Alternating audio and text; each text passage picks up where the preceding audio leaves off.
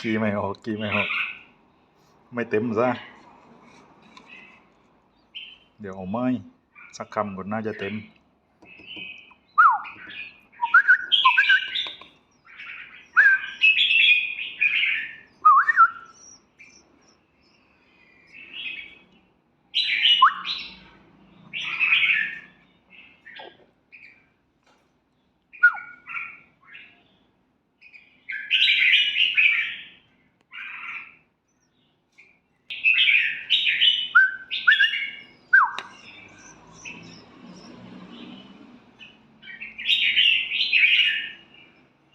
เต็มไม้รอบนี้เต็มไม้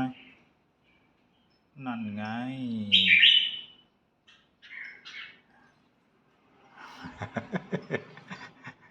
มีกันแล้วกินไม่เต็มทีไม่ขี้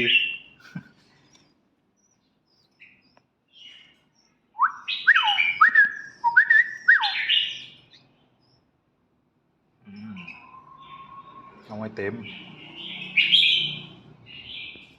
ก้นเดิมแตกนะ